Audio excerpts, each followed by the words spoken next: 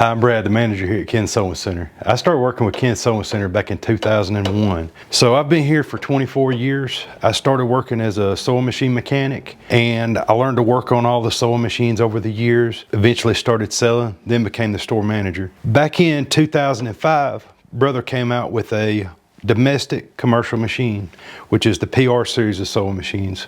We went to training on these machines, learned how to operate them, learned how to work on them. And over the years, we've seen some things that customers run into commonly and things that we can help you fix. So we're gonna make a series of videos to show you different things that we can adjust and fix on these sewing machines. So if you give us a call, you got an issue, we can direct you to a video to help you solve your problem. We hope this helps you, and please check us out. Thank you.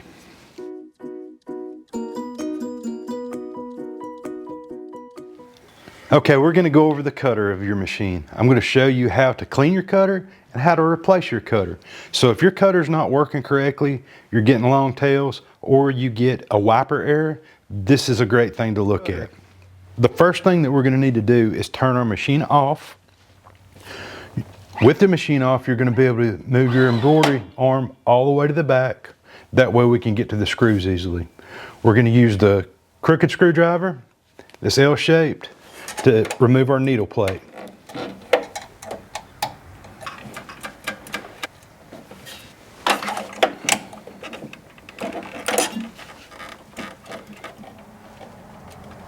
After we've removed the two screws on our needle plate, we can just remove it by lifting it off.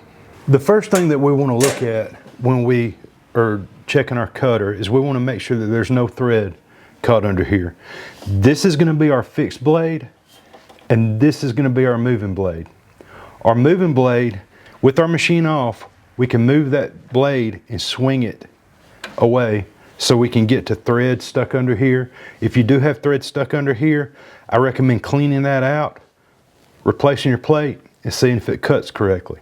Okay, the first thing we're going to do after we clean our machine and it's still not operating correctly is we're going to replace our fixed knife. With our fixed knife, it has one screw holding it in place right here on the right. We can remove this screw with our L-shaped screwdriver.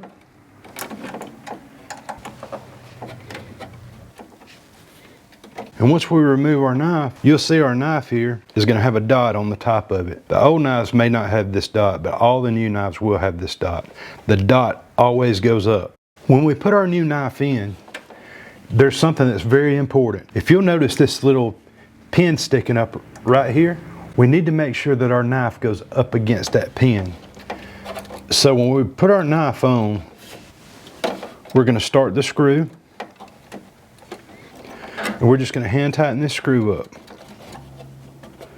We're going to tighten this screw as much as we can by hand. It's very important that once we get this screw tightened down to where our knife is flat on the plate, that we slide the knife to the right up against that pin. After we do that, we're going to tighten this screw. We don't want to over tighten it.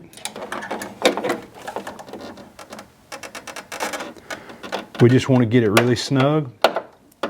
So you'll feel it stop. Give it just a little bit of a push and make sure that it's up against that pin. Once we do that, we can replace our plate again, and then we can test sew with it again and make sure that it works. If your machine's still not cutting after you replace your fixed knife, we may need to replace our movable knife. This is a self-grinding knife. It sharpens itself as it works, so it's going to last a really long time. It's very rare we have to replace these, but when we do replace these, there's some parts in here that are very important that we need to keep up with. So this brass colored screw is going to be what we remove to replace this knife.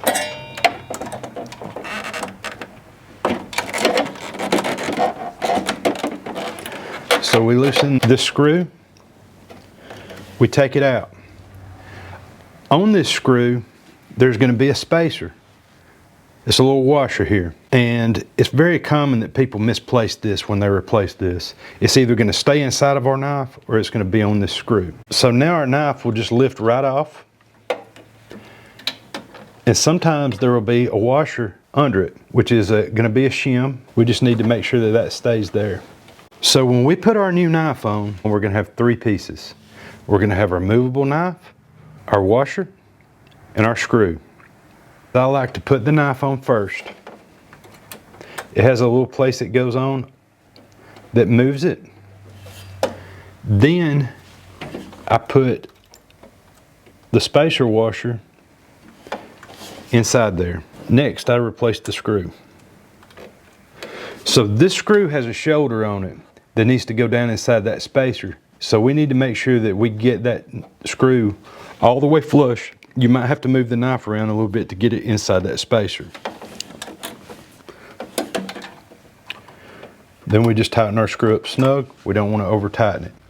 When you have it on correctly, this should swing in and out easily. When the knives are new, like I say, it's a self-grinding knife. A lot of times when you push it up, it will only go right up against there. We need to make sure that that knife goes all the way past that cutter. So a lot of times it'll stop in that position.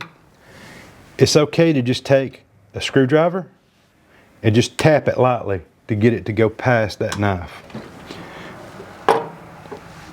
After we do this, we just replace our plate.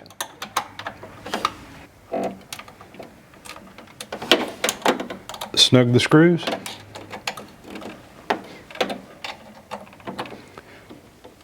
And we're ready to sew. We're your one-stop shop here at Ken's Sewing Center. We've got the people to help you, we've got the product, and we've got the deals. So give us a call. Thank you.